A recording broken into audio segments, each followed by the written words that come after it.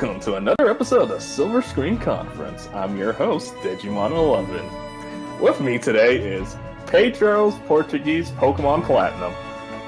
Oh, that's actually a good thing. I might. You haven't used the use ones that. from Pokemon Stadium, Dodgeball, like you said you true. would.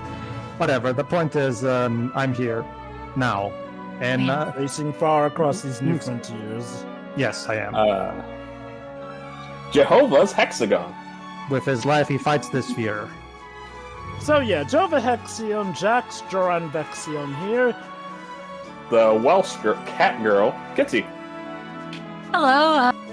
And Mr. Reed Richards himself, Tio Scavin. You should be grateful to have me here. You know, come to think of it, Tio does kind of look a bit like Adam Driver. I don't have white stripes, so... No, I said Adam Driver. Yeah, we were talking about Reed Richards, but that's not even the point. The point is today's movie, Dodger. What is... Well, first of all, the American movie, whoever has to say it. What is it?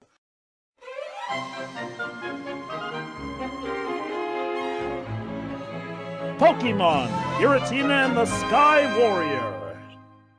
And in Japanese, it is known as Pockets Monsters, Giratina and the Sky Boots K Shaman. I mean, it's roughly the same this time around, so at the very least, props Yeah. for consistency. So, here we are, back here in Pokemon. I remember it like it was yesterday after Shiroi brought down the score of Power of One right before Dedge's eyes. The point is that this is the second in the quote-unquote Sinnoh Trilogy. So, and folks, I wanted potentially to have a joke at the beginning with the Avasatani music that Pedro loves to do when it comes to stuff like Vanille. Because, you know, one of today's subjects is literally the Pokemon equivalent of the devil, but it's not really worth it. You know, Nope. it's funny. Back in the day, soccer moms and parents were all fearful about how Pokemon was going to get kids into devil worship. Well, here we have a movie about our main characters befriending the devil. It's like the most whimsical thing ever, but one step at a time. Please tell us the synopsis, Jova. Right, okay. So, as per usual, the movie starts with a little summarization about the world of Pokemon. Aren't they the greatest thing ever? We gel together with them. We're friends and everything. So, our story really begins with the reappearance of Dialga in an odd little bouquet-looking Pokemon by the name of Shaman. Both are dragged into what will later be called the Reverse World by the Pokemon Devil himself, Giratina. Needless to say, Giratina looks to be absolutely throttling Dialga. For what reason, we do not know, but this scares the crap out of Shaman, who then does a Seed Flare move, which causes an explosion that opens a hole in the Reverse World. Long story short, Shaman escapes, but ends up being deposited way far from where it got sucked in. Dialga escapes, but not before giving Giratina a piece of his mind by trapping Giratina in a time loop that kind of neuters Giratina's abilities, allowing Dialga to escape, but Giratina is quite notably pissed about this. Yeah, Dialga and Palkia are a-holes. Well, It's also- okay, to be fair, in this case, Giratina was the one who, dragged Dialga into the Reverse World, so technically what Dialga was doing was self-defense. I still wonder what Daddy Dearest is doing, but that's what the next movie is for, I'm guessing. But worth noting is that Shaming with his special moves had flowers blossoming on its back, and as such they absorbed like the smoke that the fight was actually producing, making them desaturated. Tio, given what we do know about these Pokemon, can we consider it like an uncle trying to kill his nephew? Well, remember, Dialga and Giratina are basically step-brothers, so I don't know. When you Yes. said which Pokemon was considered the devil, that's not the one I expected you to bring up. Are you talking about the butterfly one? No, sure. I know. You're talking about the Pokemon equivalent of Vanille. Gotcha.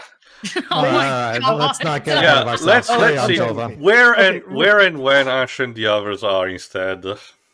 Right. So Ash and company are in some town. I don't think we ever get a specific It name of the doesn't town, matter. but that doesn't really matter.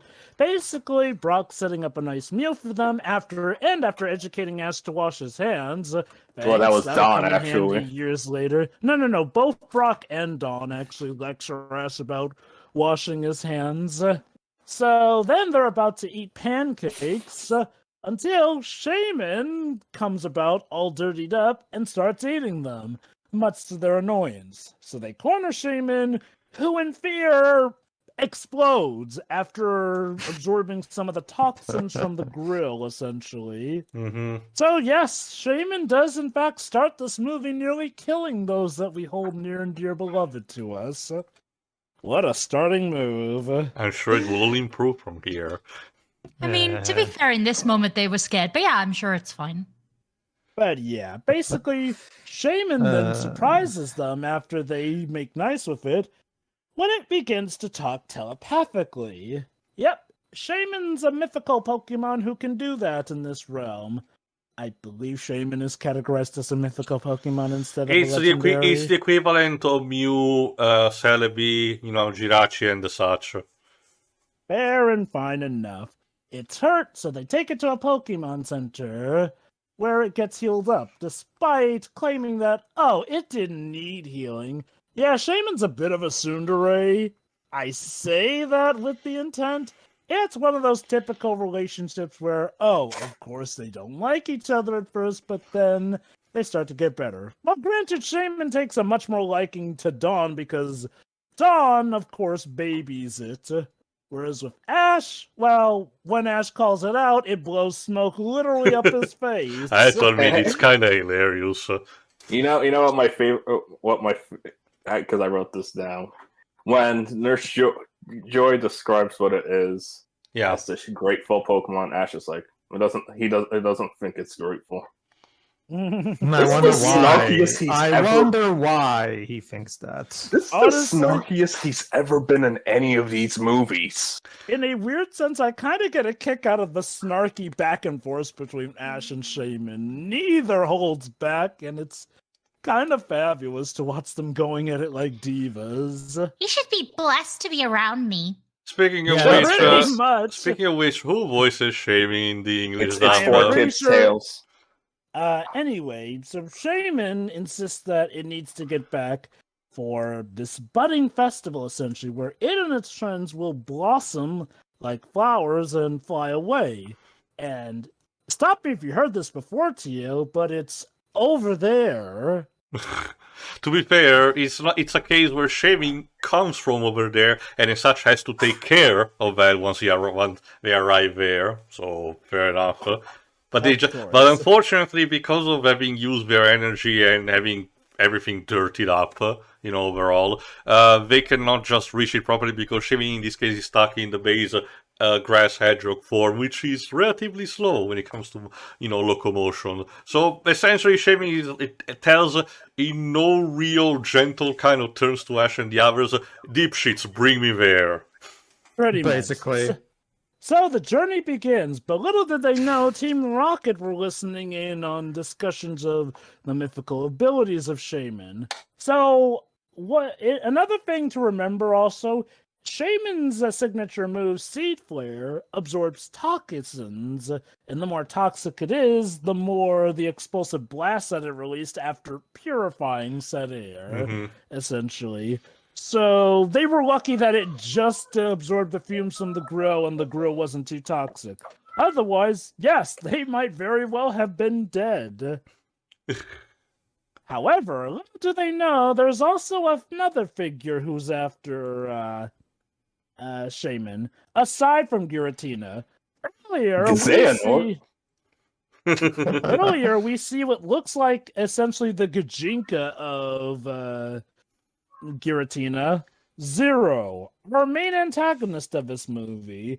I admit, he ended up being better than I thought he would, but more on that later. He's accompanied by a digital girl he names Infi, who is pretty much like, digital assistant, his Xbox One, essentially, who tells him this Siri, or that. Alexa. Basically. VTuber lolly. Although, if I recall correctly, it is at this point where I forgot if they had been mentioned already or we will be about to, but the important bit is that at least the viewers start to see that Giratina starts observing also the others through anything that contains a surface on it. Yep.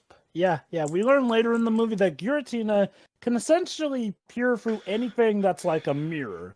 Anything with a reflective surface, it can peer through and try to pull stuff out from. However, its powers are again on the fritz. But more on that later. Ash and company are off to take the Pokemon to where it needs to go.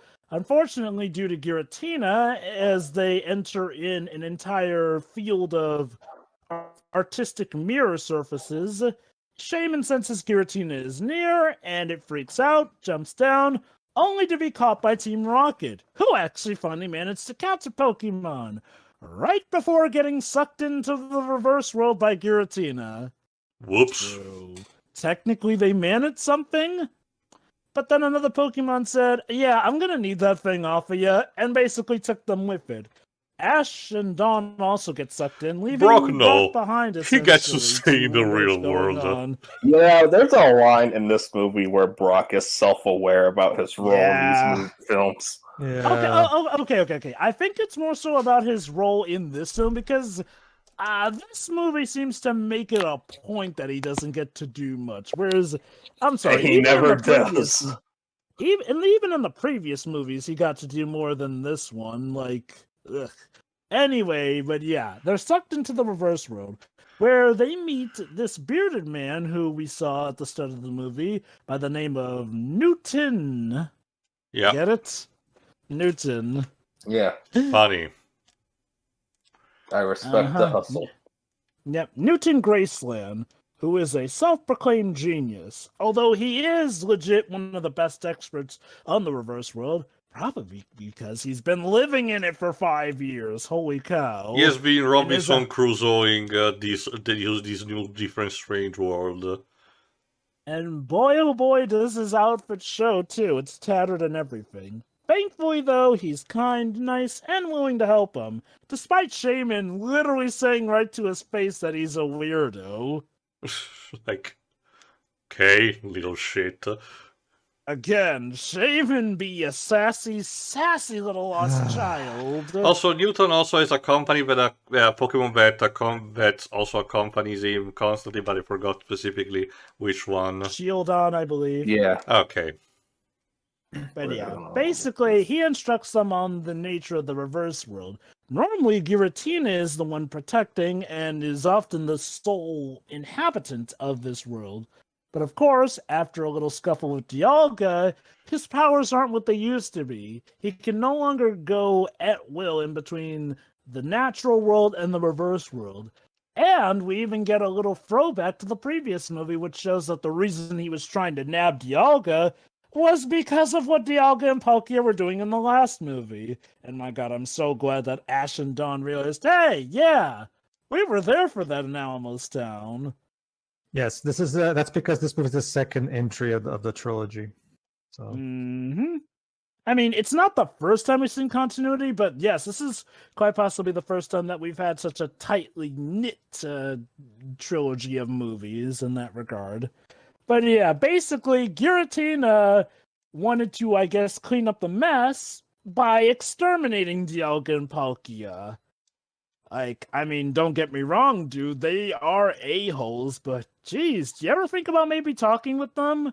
Mind you, again, it would make sense if the characterization of the Pokemon was the same as in the game, as in Giratina is the Estranger, child of Arceus, and as such, he's extremely resentful, and, every time Palkia and Dialga, scuffle or something like that, he's always there, to make sure to give a peace of mind, and, it made even a plot point in Platinum of the fact of, swallowing Cyrus up, and he's like, bitch, why did you not, summon me or something like that? I've noticed that this trilogy seems to be trying to give different perspectives on Pokemon that were definitely villainous in their original games, which Yeah. I don't inherently mind. I can tell what they're going for, though. It's the Mewtwo factor, because in the games, Mewtwo is pretty much just final antagonist bad guy, but the movies fleshed him out more, which, of course, as you can imagine, led to a huge popularity factor. Now, I already went over why that didn't work out as well in the previous movie. I do feel that at the very least in this movie, the misunderstanding with Giratina is much more justified for the simple reason that Giratina can't speak English. Yeah, Unlike Giratina never Darkrai, who communicates. could. Basically, Giratina naturally elicits an oh crap feeling because he looks flipping terrifying. And he can act it too, but he does have methods behind his madness. But aside from that, Newton essentially helps the group get back to a portal. Apparently, portals open here and there at random times, but Newton has found a way to keep track of when they're open, so he helps them escape. Unfortunately, Team Rocket is left behind, and they essentially become Newton's assistants. There is also one thing that he gets to test the group accidentally. Oh, right, a bubble. Yeah, the distortion. This distortion world, there are these little bubbles that are connected in one way or another to the real world.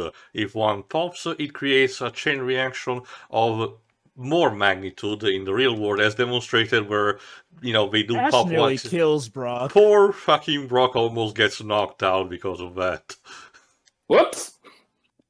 That would have sucked if he had died. But hey, all's well that ends well, I guess. So once again, the journey is on, but the crew have to be careful about looking at anything with a reflective surface. Imagine that being your life, having to dodge anything that so much as reflects a reflection, otherwise the devil might come and nab you to hell. Unfortunately, they've got another problem, because Zero chooses this time to catch up to them. And boy, the guy really likes Magnemite. Yeah, I know, right? I was like, I wonder what kind of Pokemon will be used, but he just has this army of Magnemite, Magnetons, and Magnets, and one Magnezone, just one Magnezone. Yes. And I'll give him credit. His because Pokemon because they didn't want to individually draw more Pokemon, so they made the Magnemite and Magneton. Which are all CGI, yeah. You should see what they did with Eternatus. Well, Eternatus, Eternatus has always been CGI. Even in more games, its appearance reflects more of that. Basically, using the powers of God, a Pikachu, they're able to keep the Magnemites at bay, including the Magnezone, and after a little comedic merry chase, they get on a train, where they meet these other characters, one of which is a woman named Layla, who's on her way to her great-grandmother's birthday party. We'll see that later, of all things. Much later. But what is important right now is that she holds Shaman next to a bouquet of gratitude flowers, or some scientific name that sounds like gratitude. Apparently, all of the people on the train that Ash and the others meet are basically huge fanboys of the festivity that Shaman is supposed to go to. Which I guess it makes sense, since they seem to live in the at least their hometown is the general area close to where the Shaman flock. However, Shaman gets close to the bouquet that Layla was planning to bring her grandmother, and then shifts into Tails. I joke, but in this form, Shaman can fly, and it sounded so much like Tails, though I swear, the inflections made me feel like it was Kate Higgins' Tails at some point, rather than Amy Palant's usual Tails. Let me put it like this. In land form, she sounds more similar to, her Tails, but in sky form, she sounds more like Kate Higgins' Tails. It's funny, because I talked to two other people today, and they're saying, yeah, it's not apparent that it's Tails until it's a sky form. Definitely. At that point, I was like, huh. And so it's Tails with the confidence of Sonic. And I'm not kidding about the confidence. I wonder what kind of animal instead the sky form is supposed to represent, because Hedgehog. It Yeah, that's the thing. I thought they were a deer. He thought he's like a combination of a deer, a hedgehog, and a dog. Like, Cool. So, but yeah, in this form, now Shaman can fly essentially anywhere as they please. But it still hangs out with the crew since they want to see the budding, and it's probably for the best because Magnezone and his buds caught up with them. Also, Giratina was watching them from the train mirror, but hasn't done anything yet. There's a reason for that, but for now we gotta deal with the Magnemites and the Magnezones. And boy, do we have an all-out Pokemon brawl that kind of leaves the train a bit damaged, and then, Wile E. Coyote style, leaves the Magnemites and Magnezone smacked against a wall. Oh man, I got a chuckle out of that. they don't get paid enough. So. Yeah, it would have been funny if if one of them brought a sign that said that in kanji. I will say this, that I do prefer overall the variety of action scenes that this movie brings as opposed to the last movie, which was... Don't get me wrong, I do like kaiju battles, but I feel like the kaiju battle was kind of most of the flair. Well, we'll also get something like that later, but Nothing wrong continue. with that, but yeah. So, once again, they're off. Once they go to the next town that the train takes them to, they board a boat after parting ways with the people from the train, in which then we get a little cool animation sequence showing them, hanging out with the whimsy. Pokemon of the land here and there. Hey, it's in our contract. We gotta have this kind of scene in a Pokemon movie. Yada, yada, yada. Unfortunately, from the reflection of the water comes Giratina. Now, let's back up a bit here, because apparently this valley was created by a glacier that is essentially wearing away at a mountain after plowing through. There's even a whole stack of ice at the end of it. Remember that for later, it's going to be important. Yeah. For now, Giratina sucks the gang all in from the water, and Zero is not too far behind, having his own floating platform and bringing, of course, his band of Pokemon with him. Meanwhile, back in the reverse world, Giratina has nabbed Shaman, until Zero then grabs Shaman. So, here's the big Oh bit. no. It turns out... Is it? Yeah, I'm sure why. Is Trust this the part us, where I'm audience, supposed to put in that I care? We aren't really giving you the big scope in how much Shaman gets to be annoying in this movie. Yeah. But if you have actually seen it, you understand. No, Let me okay, so put- here's the thing. People are actually like Shaman, and I found that in Japan they find it to be very adorable. Here's the thing about Shaman. Oh, I get the idea with Shaman overall, and by the later points of its development, I'm fine with it. But I will definitely understand anyone who's annoyed by Shaman in the first bit, because, oh boy, I mean, I guess that's part of its arc to actually truly be grateful in that regard. And like I said, I do get a kick out of some of the sassy banter between it and Ash, but it does do that little cutie okie doke you see in a lot of anime where, oh, the bratty character acts all cutie for the other character, so that then they yell at the character calling it out and whatnot. And Shaman does fly under the radar of that here and there. On my first rewatch, I was definitely annoyed by Shaman until, it got better. On my second watch, I'm better with it. I feel like it's a fine enough development done better. And it is kind of an interesting fresh breath of air to have the cutesy Pokemon not be an angel or whatnot, which, yeah. I mean, some to be fair, Pokemon Joe, We already that's- had Mew. And Well, by- Japanese Mew anyway. And by your own ambition, guys, Celebi also fit that category. So, the big twist. It turns out Shaman misjudged Giratina. Throughout the movie, Shaman has thought that Giratina was trying to eat it, and as such thought that it even deserved that punishment for it. Not so. Giratina actually just wanted Shaman to pull a seed flare to undo what Dialga had done to it. The problem was, Giratina doesn't have many other ways to communicate instead of kind of having to roar, because, that's how it communicates. And it rushing at Shaman gave Shaman the wrong idea. Zero also gets this, and he decides to help Giratina out by holding Shaman in place and trying to use the toxins to poison the group. because it turns out Zero used to be Newton Graceland's assistant. So, what is Zero's motivation for all this? It turns out he actually does like the reverse world. He finds it a world nice and pure, not corrupted by the inhabitants of the actual world. And even he and Newton agreed on this to an extent. There was just one little problem. Newton's invention, which he had made to try and harness the powers of Giratina, it turned out there was no way to truly do that without killing Giratina. And Newton pretty much pulled the plug from there. Unfortunately, and specifically in the English dub, Zero had a photographic memory of the blueprints. Yeah, apparently in the Japanese version they just say that he obsessively recreated the device somehow, whereas in the English dub they specify that Zero had a photographic memory of it. Sure. But yeah, he essentially rebuilt the vehicle and device made to nab Giratina's power.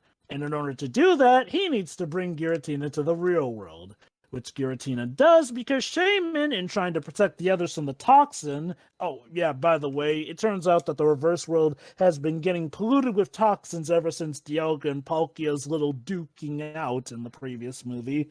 That can indeed kill you, but Shaman sucks it up. And it's a really big blast that sucks pretty much everyone except Team Rocket back out into the real world, wherein Giratina changes form.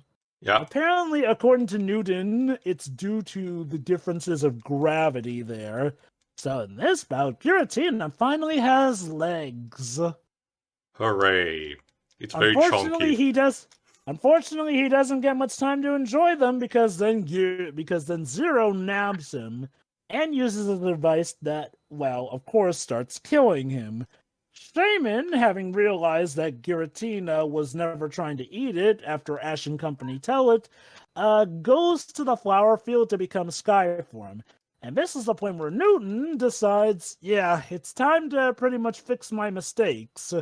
Because as you can imagine, the guy feels a lot of guilt that his pupil is using this device. Worth noting also that Zero is doing everything of this with a somehow even bigger and more complex airship than the one that Charles fucking the Third had in the second movie. Lawrence the Third. Sorry. I will give him credit. At least here, the structure makes somewhat more sense. Oh, it is still cool. I guess I will say that. Oh, yeah. It is. So, we have ourselves an aerial battle with everyone involved except Brock, which, no movie. Just, why you gotta do my man dirty like that?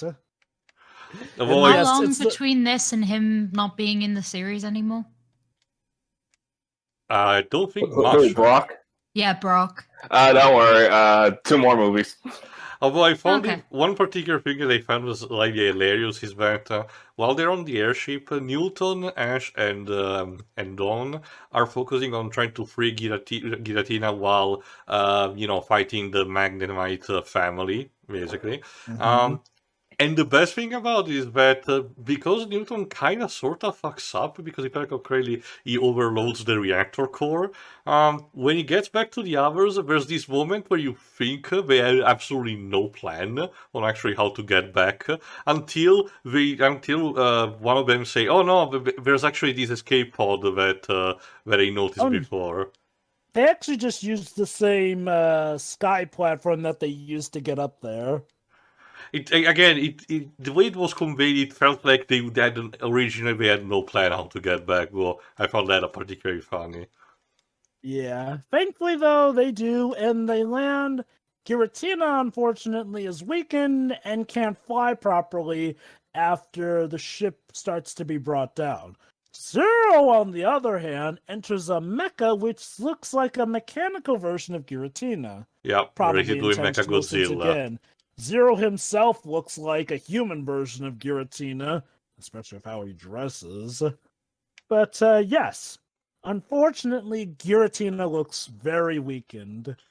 So weakened that the Pokemon of the forest start to gather around him in concern by the water where the villain falls into. I'm starting to notice a pattern here, but maybe it's just me. So anyway, Shaman uses aromatherapy to help heal Giratina. And Giratina is alright. It's the Pokemon celebrate, and then the villain pops out of the water for one last battle. Okay, yep. There's that pattern. What pattern? Similar to Okay, movie you remember 4. how in Pokemon Forever, Celebi was essentially dying, then turns out to be fine, and then the bad guy at the last minute pops out of the water to grab him? And remember how in Pokemon Ranger Temple of the Sea, everything seems sad, but then the bad guy pops out of the water for one last final battle with the heroes? But Jova, there's a striking difference. We have yet to meet the Suicune equivalent as in the MVP of the movie yet. Yes, yes, we'll get to him soon. I bet Shiroi enjoyed that guess too.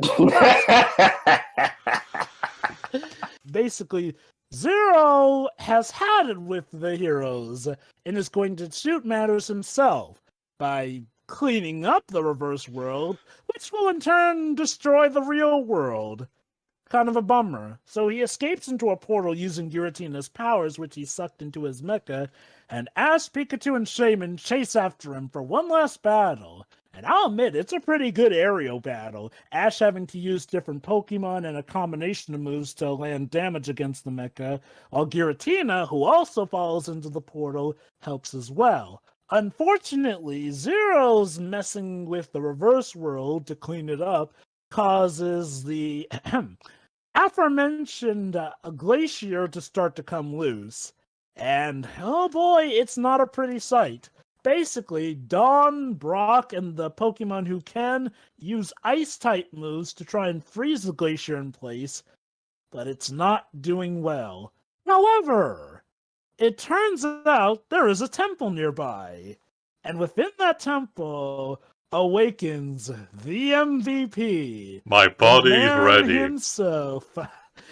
Shiroi, what is without a doubt your favorite Pokemon, Regigigas. Although it's Hey, if I may, I like it more than Shaman. It's worth noting, Bob. Wow. It's worth noting, Bob, that in this movie he doesn't have, the traditional Reggie cries that the others had. Don't worry, the Hoopa movie is there to cover for that. No, but that's an achievement, I'll guys.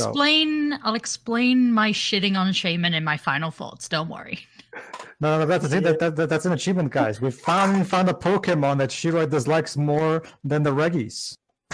I mean, if it didn't talk, like. But yeah. Sierra, I can find a Pokemon that you'd hate more than the Reggies. Trust me. Oh, I'm sure you could. I will say this, no joke. When I saw this scene, I kind of cheered because Regigigas is that guy who just wakes up and is like, guess they need my help.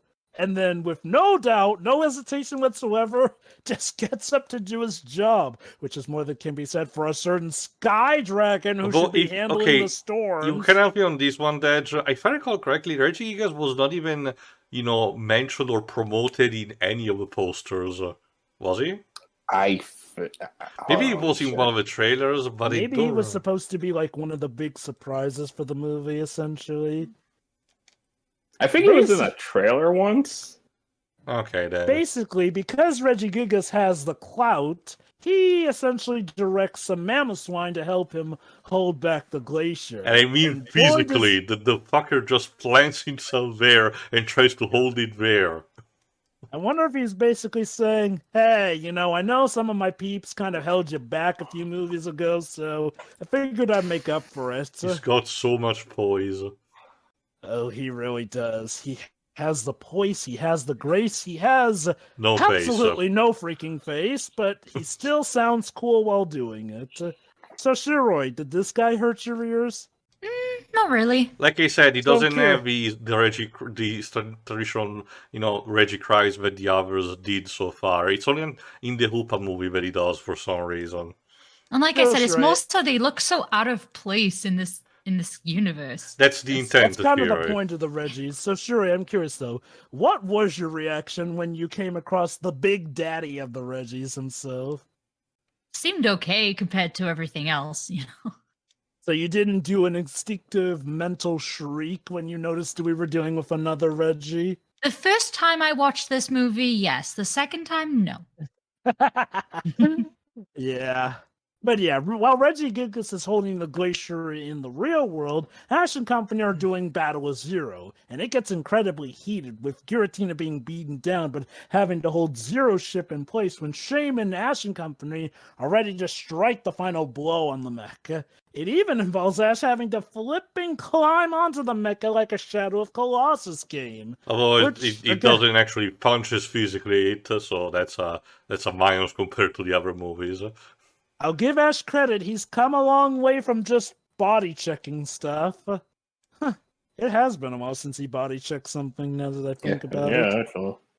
It's to show he's learning, Dad. And speaking of learning, we're about to teach Zero a finger free as we essentially blow that mecha to Kingdom Come. Okay, can I ask this? What is his plan? What do you mean? Yeah, Whose I plan? want to know that too. Zero? I'm with Deji on this Okay. one. Okay, Zero's plan at this stage was essentially to forcefully clear what he considered the corruptions coming from the real world to the reverse world, not knowing that that was messing with the balance. I think he wants is- didn't even care because he was just caring at after that to just content to be living in the distorted world. He was also trying to kill them out of spite, essentially. But his main plan from the get-go was to rule over the reverse world in solitude. Because what he but it's considers- like, I'm protecting this place, but it's like, no, you're actively harming it. Yeah. Well, gee, Dage, maybe he was a little blinded by his ambitions and was a little cuckoo at that point. That would have been fine if they had elaborated. Allow me. See, my thing with that is that, okay, fine, you want to do that. Can you elaborate? Like, what does that entail specifically? Like, I just don't really see the method in the madness. I mean, it's kind of like Cyrus. It's like, what's your plan? The thing is, he and the professor aren't actually in the movie all that, like, as much as they should be at all. Yeah. What do you But think, more Gio? on that later as far as what I want to say goes anyway. Sorry? Fair enough. What do you think on the matter of Zero? And I mean, his, it's enough. I don't think motivations? it's the most complex of the villains we've seen so far, but I don't think there was anything particularly wrong either. Like, it's pretty understandable to me. I honestly agree. Like, I do get the method with the madness. I'm not gonna act like he's the uber best villain, but I feel like he actually does work as a villain. He's definitely a step up from whatever the last movie was trying to do. Like, we actually have a clear focus in that regard. Regardless, though, he is blasted out of the reverse world. Team Rocket are taken with him. And then Dawn, once he Dawn then freezes him to the glacier. So I did a bit of reading, and apparently it's implied that, okay, let's just say he has a happier ending in the movie because. Yeah, apparently in the novelization he actually dies or something. Which means that Dawn did in fact freeze a man to death. Great job, honey. I mean, Sorry, it would be the Dave. first No time need to someone worry. legit died in these Let's movies. have so. children of 10 years old having control of these creatures. Oh my god, wait till we get to the Zoroark movie, because I got something to say about I'm just that. jesting. Oh, Continue, Dibs, I'm Jonah. sorry, but in the manga, your Poke waifu may in fact be a murderer. No, it gets worse. Which one? Yes. Go on, Jonah.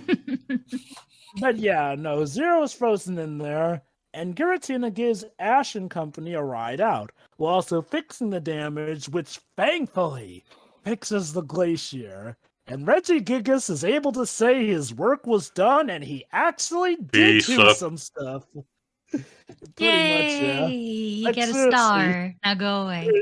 Seriously, I just love how chill Reggie Gigas is about the whole thing. Like, most legendary Pokemon make a big deal about getting woken up. He's just like, my time has come. All right. I've waited my entire life for this. Maybe he's just Absolutely. grateful he can go back to sleep now. Basically. I wonder. It would sure be a shame if someone else woke him up, eh? Yeah, But yeah. Hunter J. Be a real shame.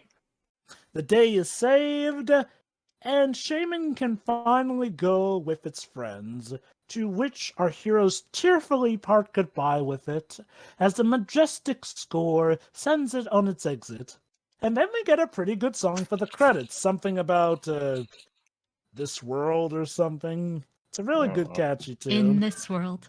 God damn it, I was about to say.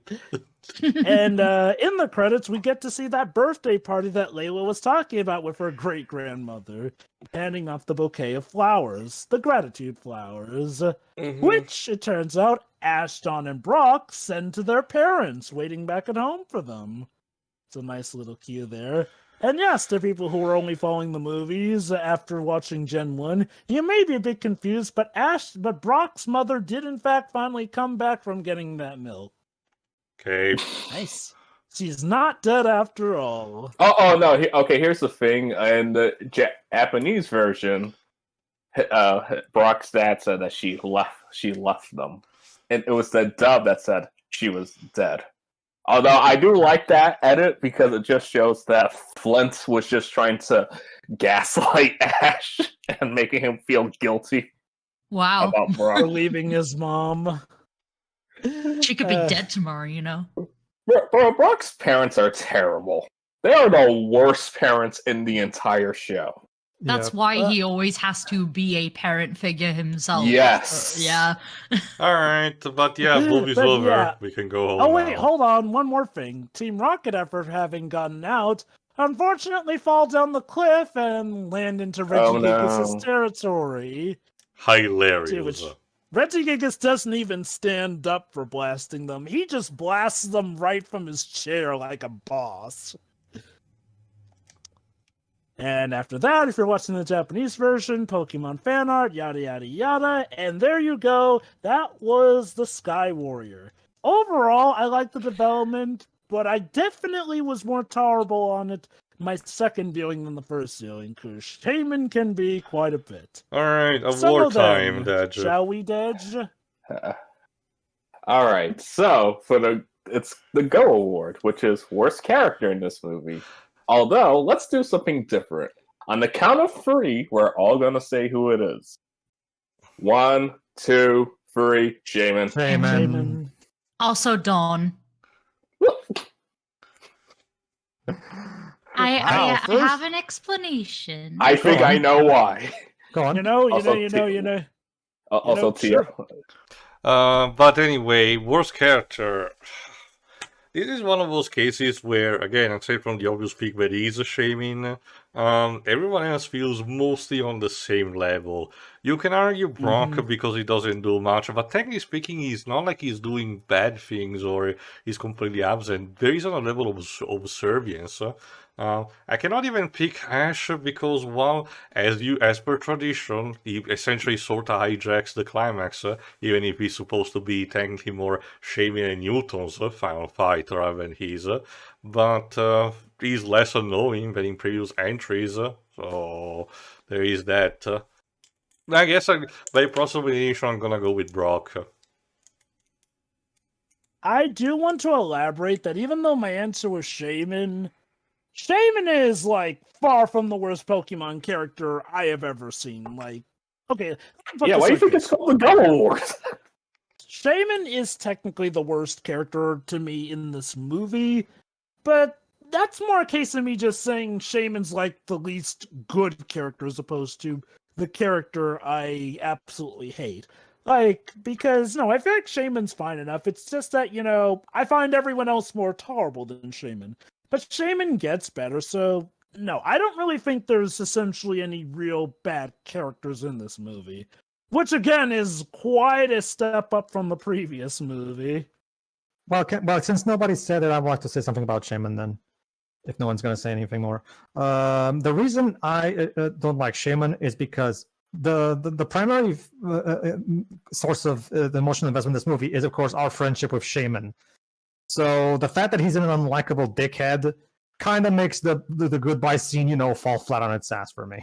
Sorry. I don't find Shaman too unlikable, really. Like, yes, Shaman starts off bratty, but the point of the movie is that, Shaman learns and whatnot, and learning to be more grateful along the way, as opposed to just staying like that for the whole time, or being that from episode to episode to episode in a case. So, again, like, if Shaman had stuck like that, I'd agree with you, but since Shaman does get better, I'm fine with Shaman.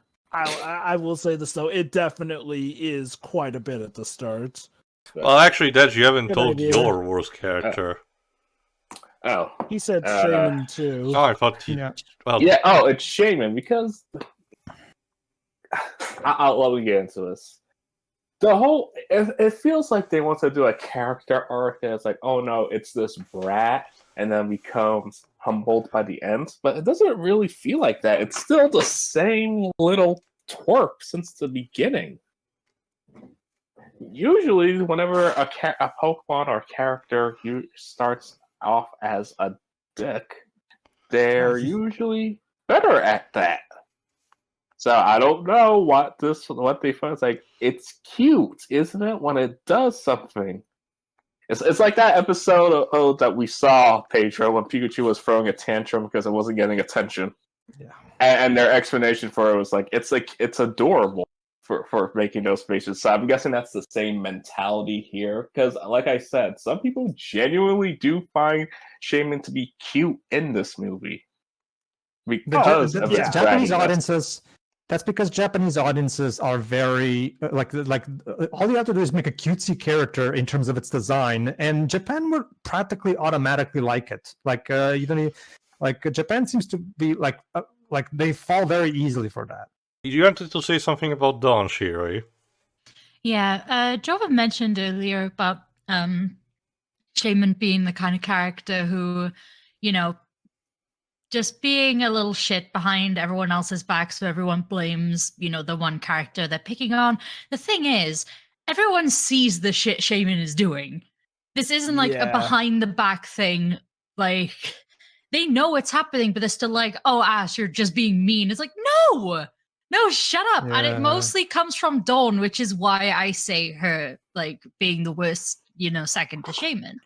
Actually, sure, it all comes from Dawn. Like, Brock doesn't really, blame Ash for any of his stuff, thankfully. No, that's Dawn who keeps Brock falling is for more the interested in, similar to Newton, to study what the reverse world does. Like, she sees it all happening, but she chooses to blame Ash, and that's why I think she's the second worst.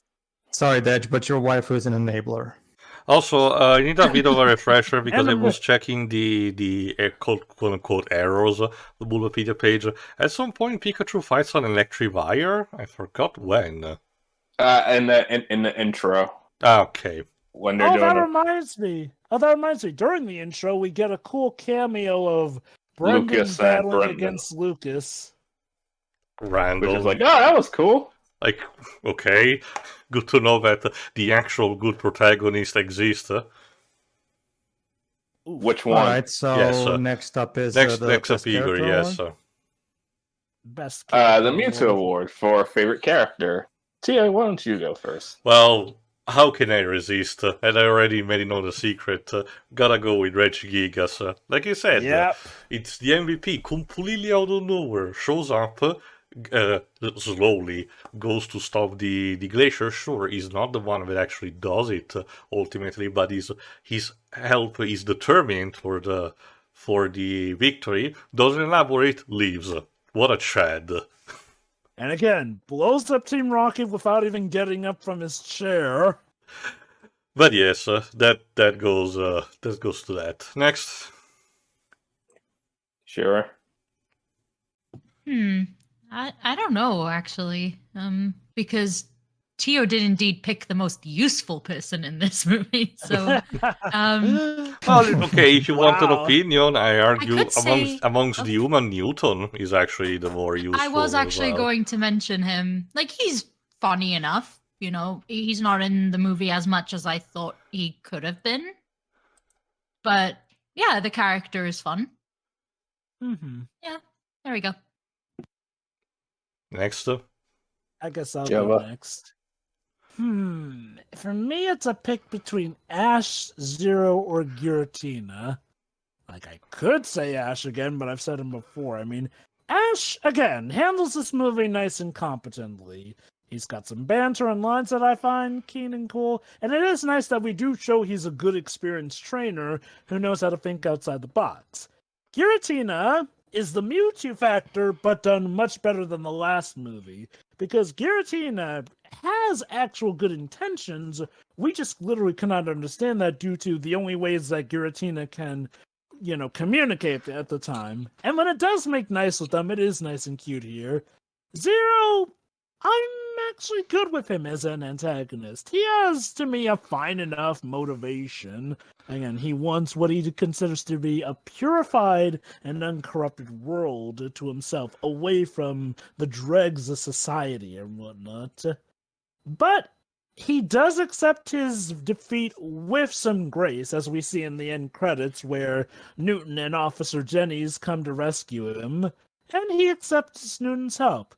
Again, better than his fate in the manga, where Dawn flipping kills him. But yeah, between those three, it is hard for me to say. What the heck? I'll pick Giratina.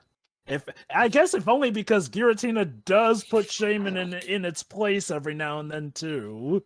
Yeah. All right, Pedro.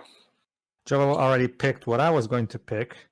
No, that's the thing. I was going to pick it also for that reason, but also because I find the whole thing with Giratina hilarious in this movie. Because Giratina, for those who don't know, is supposed to be the fucking devil, but clearly the people who made this movie didn't get that memo. Well, to me, that's you don't like Ash's newfound friendship with Satan? No.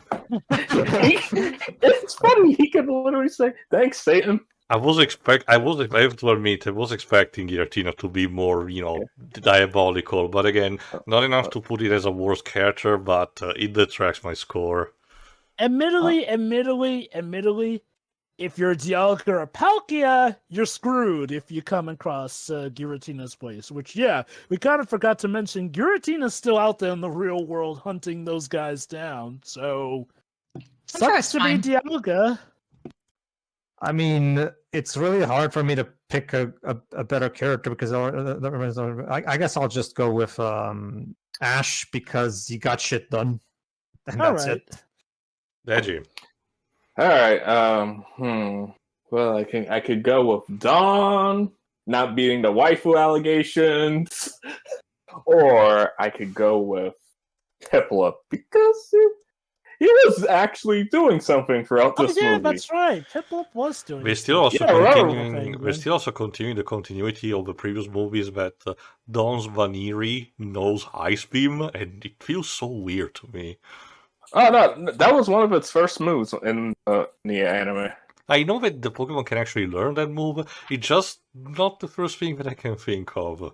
You never know when you might need that move. It's also for running gags in case it freezes Ash by accident or out of spite. And there's, in terms of continuity, did you notice that Ash now owns Weasel and Dawn owns Abipom? Mm-hmm. Yeah, they traded them. We're a real shame if something to happen to that monkey. Yeah, well, shame we didn't get to see Ash using his Gliscor. Yeah, that was the weird thing. It would have been way useful for the climax. It can fly. Yeah. So worst scene. So yeah, Piplup. But yeah, worst scene. I guess I should go first. See, note-taking is great until you have to find something specific. Dank shaming time is a contender for the worst line. That is so bad. Also, when they're getting chased and Ash is like, "Why are you always latching on me?" So it could eat that. If it goes, if she goes down, he goes down with her. Cool. Shaman do be a petty little one. Fuck that Pokemon. I hope we get buried in the next one. Again, I'll admit, part of its sassiness is why I grew to kind of like it. I mean, again, it is not perfect, and I will absolutely understand getting annoyed by it. I certainly was the first time I watched the movie until its development got it to a better point. I get why animes dial the step up to 11, but still, Christ on a bicycle, it doesn't always need to be like that. Okay. Can I go next? Hey, Okay, Joe. I know exactly what to pick. The scene where Brock gives that line. Oh, I forgot what the line is. The line that where the I'm writers starting to acknowledge. notice a pattern. Yeah, like because to me that's just like okay. Look, if you don't know what to do with Brock, just keep him out of the movies. Doing this to what is a beloved Pokemon character just feels. Like just like if you don't want to write for Brock anymore, just don't have him be in the movies. Just like this is just sad at this point. The annoying thing is, again, he's gotten to do more in the previous movies. This movie felt like it was going out of its way to have him do as little as possible. Yeah. It's also funny because this season he has a lot more stuff going on. It's just the movie, you know. Like guess I what, said, writers? it's the movie essentially going out of its way, whereas Yeah. the show was getting better with Brock. What kind of backwards thinking was this? Guess what, Sonoda? Somehow you admitting that you're doing a disservice to Brock somehow doesn't change anything. And the thing is, he says he notices a pattern, but this was mainly just a pattern in this movie. Again, Brock was doing more in other movies, and if I recall correctly, he will get to do more in the next movie, so what the heck is up with this one? Whatever. The point is that scene sucks. Moving on. Let's see, worst scene. It's hard for me to think of a worst scene because I can't really think of what was an overall low point in the movie. Okay, this is like incredibly nitpicky of me, but I guess the one scene where it's just the Pokemon chillaxing and whatnot, The only whimsy because moment. it feels like a bit of a huh? The whimsy moment, yeah. Yeah, the whimsy moment. And like, again, shoot, that may have been my least favorite scene also in Ranger of the Sea. No, it was for the previous movie, Bodrova. Definitely, I remember that. Wait, I don't recall a whimsy moment in the in the Darkrai movie. Yeah. Oh, shoot, then I guess that's my least favorite scene here. And again, this one wasn't even egregious like the Darkrai one. It's just, again, that's the best I can come up with for worst scene, because there was not particularly a scene that stuck out to me as terrible. I would have maybe have picked some of Shaman's banter, but Dedge kind of beat me to that on that, so I'll just go with the whimsy moment. It's not even really bad, it's just nothing's really happening there. Mm-hmm. Probably the worst I can say on that bout. Sure, All right, sure. Shiroi. Okay. I'm guessing the ones where Dawn is, like you said, ignoring the fact that Shaman is doing shit. I would say that, but I think I would rather go with Shaman's proper introduction to the group at the Pokemon Center, because that was the moment where I knew it's like, oh no. You're gonna Oh, be yeah. those characters. This is It's where only the hell game- from here. It's only seriously. Like, this character is so far up their own ass. It's like, Oh, just- yes. Without and a not even in doubt. the funny way. I like my fair share of snooty asshole characters, but this is not one of them. That just annoying. It's because he's Yeah, not. like- It's because the writing for him is not even okay. If you want to make him like be a smart ass, make his writing funny. Like, but they don't. Not really. Like, No. okay. I might be fine with Shaman, but I will not deny I was annoyed as hell with it the first viewing. Like, and again, I can see what they're trying to do with Shaman. If you can tolerate Shaman, like me, all the more power to you. But if you can't tolerate it, yeah, Shaman scenes are gonna be hell for you. And you probably won't be crying along with the characters when it says goodbye. To be Quite a the bit more opposite. constructive. Sorry. Thought you were done. Go on. Go on. To be a bit more constructive, like for those who have played Ni no Kuni 1, like Drippy, the psychic character, that is a good example how you can have a character be a smartass, but without him being annoying or jerky. That's the kind of character they should have gone with. Like, but they went with the he's a dick, but that makes him funny somehow. Drippy is just a Welsh bloke, and that's all the context you need. Anyway, so that's Shiroi's scene. Tio. I was gonna pick originally, again, anything involving Shaman as well, because I have my reason of not particularly liking the hedgehog thing. Okay, this is just for picking one, but mind you, doesn't have the same potency as it might imply. The villain Zero being arrested at the end, I kind of would have preferred what the manga did and actually kill him for his action because he deserved it. So there's that. Like the thing that I would have changed probably would be instead of Dom being the instigator of it, let him be his own hubris, be his downfall. You know. Oh, I thought you were gonna say have Reggie Gigas be the one who freezes Well, him. that too potentially, but karmic death is the one that makes more sense, for these type of villains. So that would have made sense. But I'm fine also with I'm fine with what's definitely in the movie. I'm just picking what I would consider worst scene because, again, gotta be honest, the movie doesn't really have any particular thing wrong with it on that front. On that, Pretty much. aside from Wait, Seamus did and anyone? Lois. No, I'm surprised no one mentioned the scene where Don kicks Ash. I forgot about that. I already forgot about that. I already scene. told you that with the way Ash it is over the years, any kind of comedic punishment that he gets, it only amuses me. You're a bitch.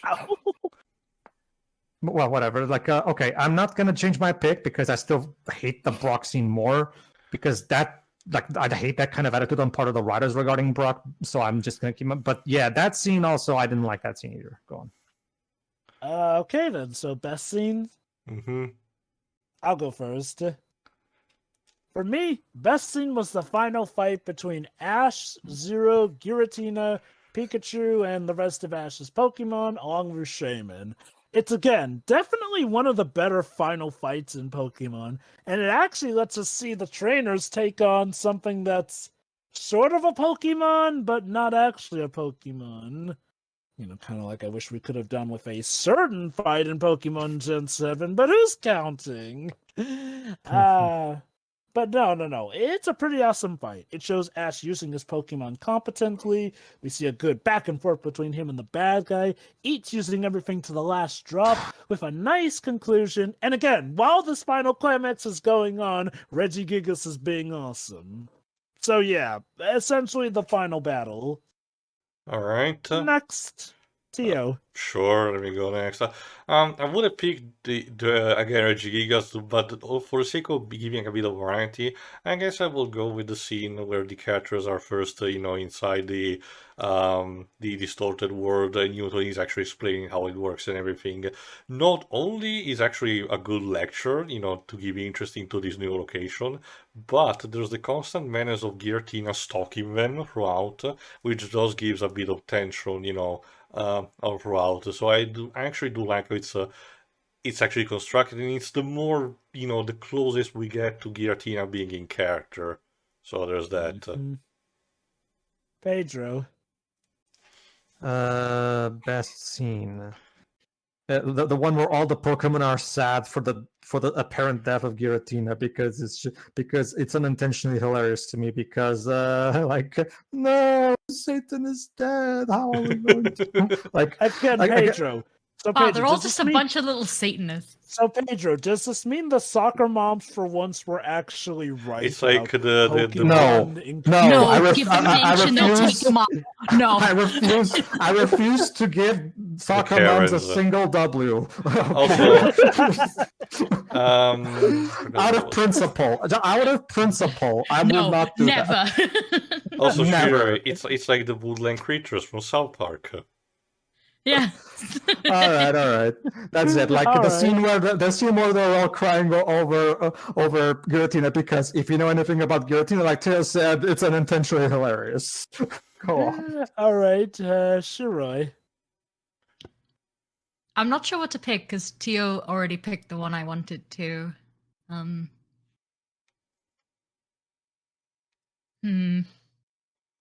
The scenes where Shaman gets physically hurt.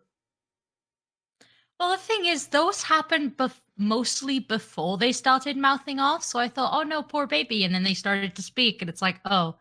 Well, they can be cathartic in hindsight. Wow, that's something new. I don't know if I'd wish harm on. hindsight. They're mouthy, but I don't know if I'd wish harm on them. Shiroi's still a gentle soul. I honestly don't know what to pick. The scene that shows Zero's backstory. The rescue from It's the all- airship. Sure, I'll take that. Because the backstory is fine, but nah. You can pick Reggie Gigas being awesome if you'd like to.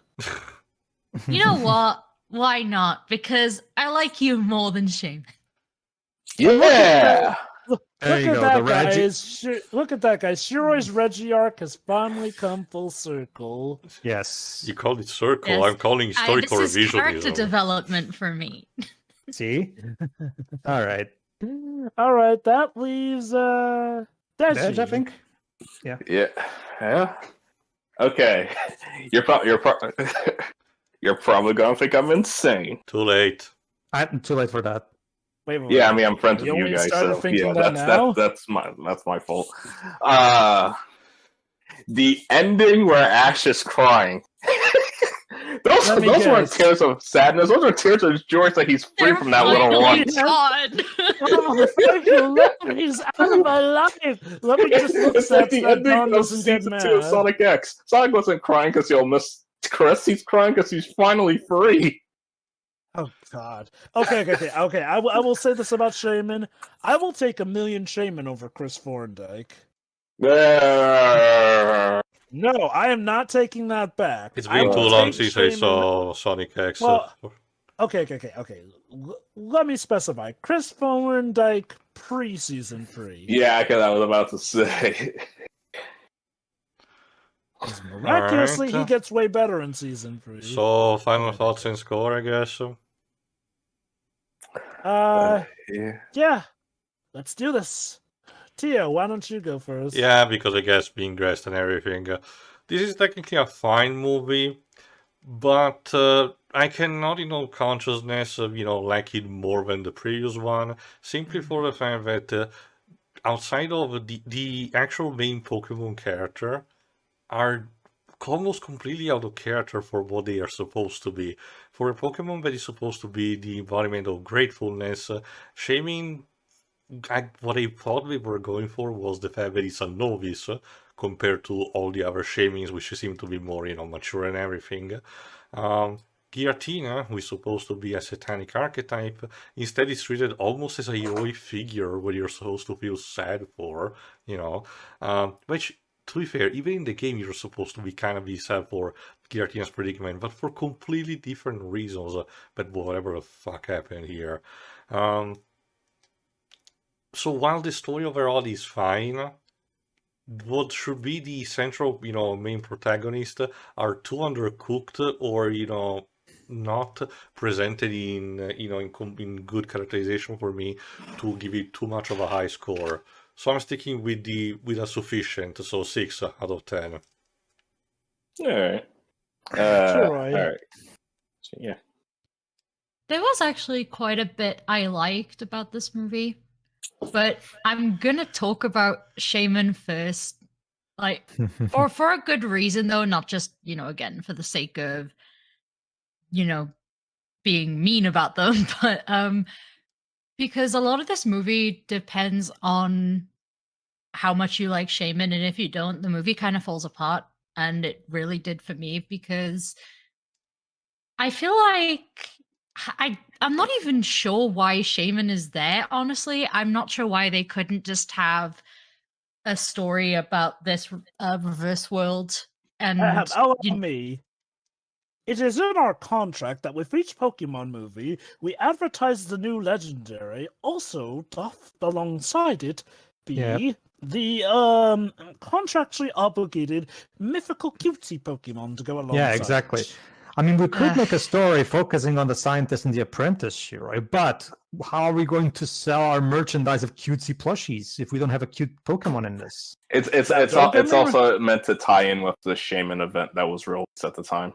Yeah. Now, don't get me yeah, wrong. because this is an Shaman's- advertisement for a toy franchise, to be honest, and a game franchise. And yeah. Yeah. Now, don't get me wrong, this is one of the better handled advertisements. At least they gave Shaman something of a story, but yeah, I'll admit, I would not shed tears if they had, cut Shaman out in favor of focusing on Newton and Zero's story more. Can I just say this? Sorry. I honestly feel like if any relationship was developed better, it was Giratina's relationship with the cast, honestly. Actually, yes. But Ash and his buddies having a strong relationship with Satan. Very nice. But also, Sonoda, if you want to promote whatever, insert Pokemon here, you could do that thing you did with the Lucario movie, which is make him an awesome character that people love so that he becomes a fan favorite. You could do that again like you did. Why can't you do that again?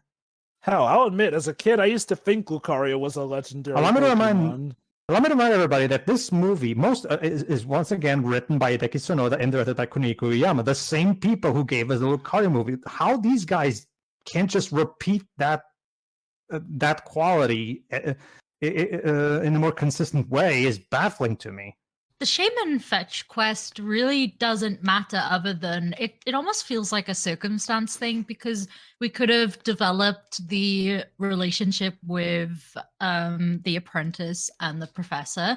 Also, considering how much we complain about these movies where, Team Rocket are just obligated to appear and don't do anything, why didn't we get to see the adventures of the Professor and Team Rocket in the reverse world? Because they were clearly having those. Sure, that but would we be had a to good hang out idea. with Shaman instead.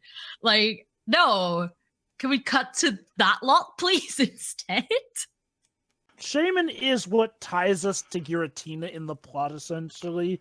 Since, Shaman is what ends up getting Ash and company tied up with the reverse world nonsense. So it does serve that purpose. But that only happened because they decided to drink water near where everything was happening at the beginning. So it really is a circumstance thing. And it's like, there's so much more they could have developed. And again, Shaman just being an asshole and everybody, Dawn enabling them. Yep. And they make the movie. I would enjoy this movie a lot more if Shaman didn't have anything to do with it. And, oh dear. Score. Haha, dear. Get it? I'm proud of you. All right, because I was checking things because I do want this to be lower than Power of One. That's the thing. Wait. Remember, So that Shiri, means you- when you lowered the score of Power of One in the previous movie, and I did not forget that. Oh no, To no, a no, no! three. Listen, at the end of all of these, as we said from the beginning, we're going to amend any scores we want to, and I'll probably amend my whole list by the time we're done with this because I'm actually very bad at ranking things. Just to say, Shuri, you're saying that you hated this more than Rise of Darkrai because you gave Rise of Darkrai a 4, and if you want to go lower than Power of 1, that means you're going lower than a 3. Which means you were even more harsh on this movie than Pedro, ironically. Well, that's because one movie was boring and this one was annoying. So, yeah, this one's gonna get... Is it gonna be your first 2 since Legend of Thunder? It is a 2, yes. See, the thing is, I understand. Usually when it comes to these things, it depends on your personality. You either are more, you either prefer to be annoyed over bored or being bored over annoyed. And I'm guessing Shirai prefers to be bored over annoyed. I mean, you know what? You have a point. I said it myself. If you can tolerate Shaman, you'll probably have a much better experience with this movie. And I'll be honest, I had to rewatch this movie a second time for this talk here.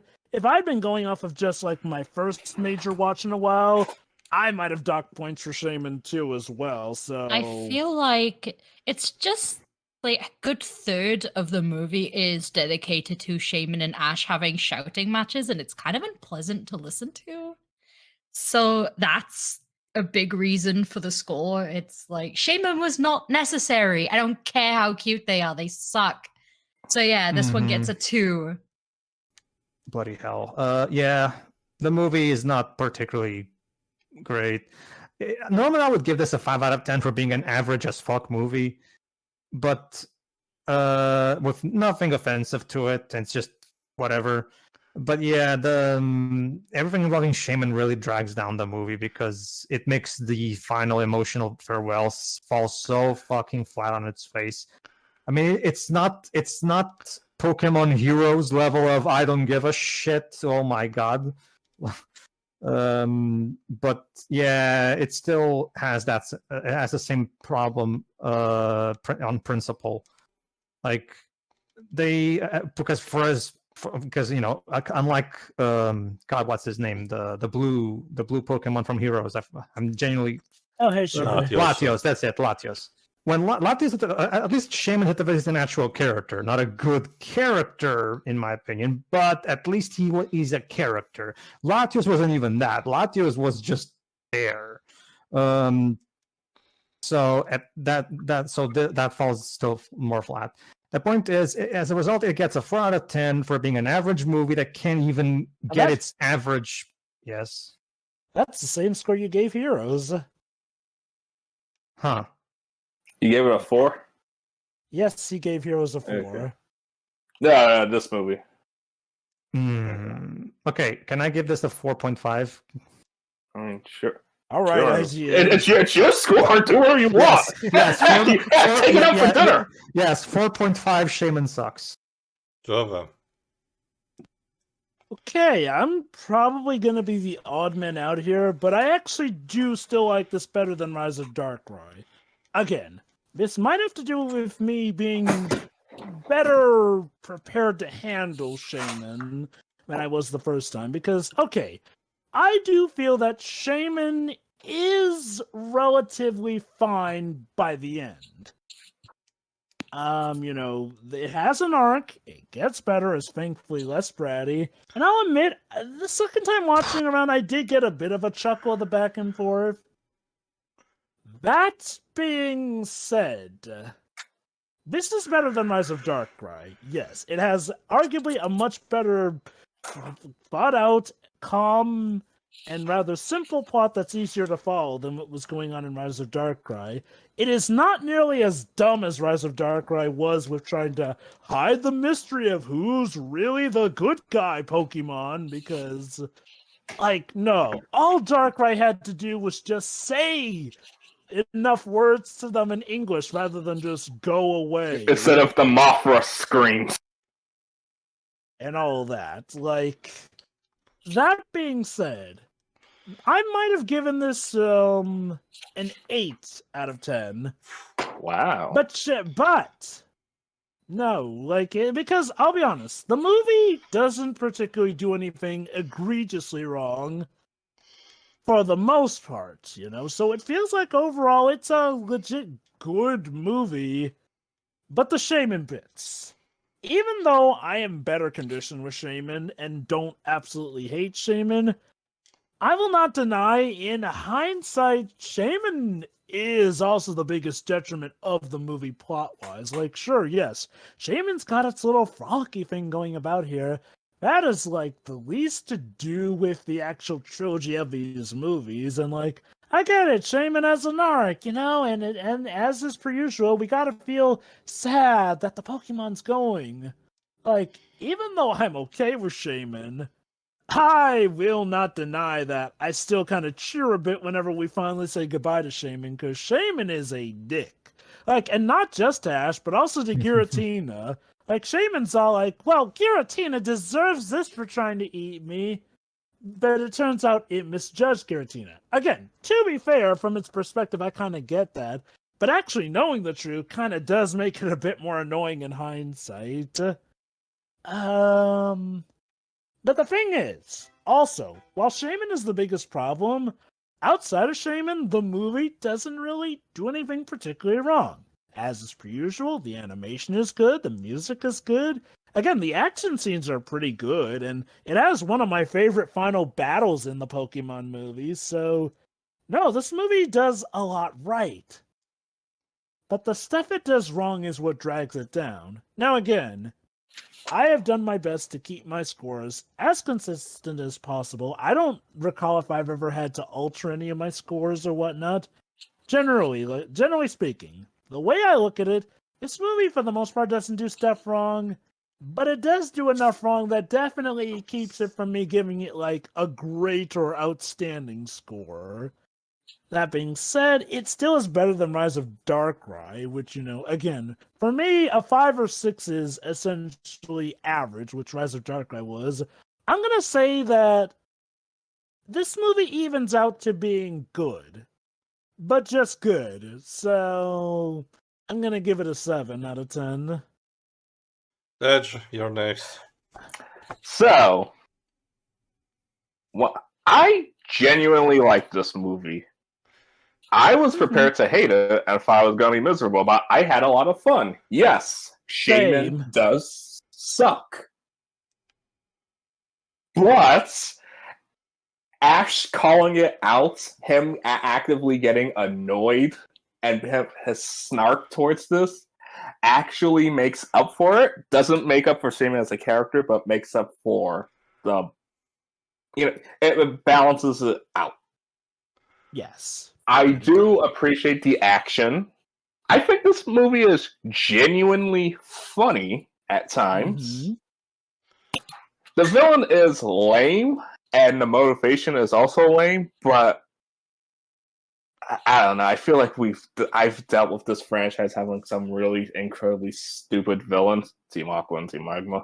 I just need to elaborate. I'm not expecting anything complex or deep. I'm just wondering his obsession with the distortion world and not realizing that he's actively harming it and doesn't get called out for it. Actually, it's just something that needed to be more for it.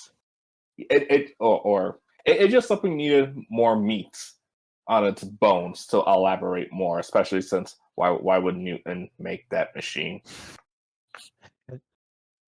Because he's a scientist, so he has to play God. Of course.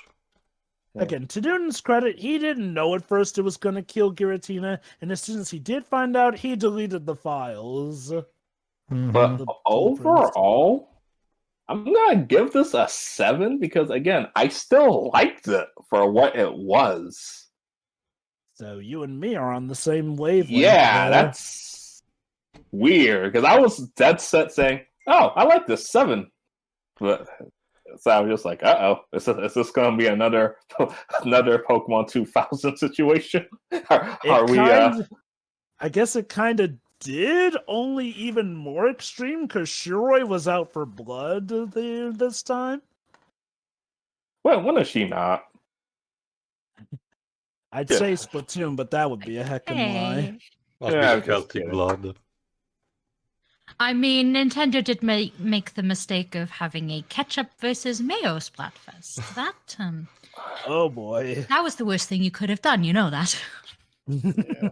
You don't even know when this is going to get publicized. So, the total of this score is 20.5. Was I the meanest? Yes. Yes. You were. You were meaner than both Tio and Pedro on this one. Well, the only reason I didn't get too bothered is because, like I said, I do find this movie hilarious on a meta level because, again, the way Giratina is portrayed is so baffling. Again, but that's something that only people who know will get it. Someone like Shiroi who didn't know about that going in, of course, will not have that, so of course she's gonna enjoy it even less than me. Oh no. The thing is, normally she is less harsh than you on this. Like, again, it was actually great that I called out what happened in the Power 1 because this ended up being the sequel to that, and then some. It would have been nice if somebody had described the movie to me as the adventures to save Satan, you know? Yeah. All right. So, Dej, where does that place us with the flock of movies in the rankings? It's in 11th place, only behind Rise of Darkrai, Celebi, Voice of the Forest, Heroes, Digimon the movie, and Legend of Thunder. So we went up 1.5 points. That begs the question, though, Dej. Where does the narrator say that we're going to next? Mm-hmm. You're right. I have something for you to read. Oh, okay. the conclusion to the epic trilogy. Now our heroes will have to go back in time to save the world to prevent Judgment Day from happening. Yes, You and really. Pokemon Arceus and the Jewel of Light. Yep. Yep. Bye, See you everybody. later for Pokemon Terminator. You wish.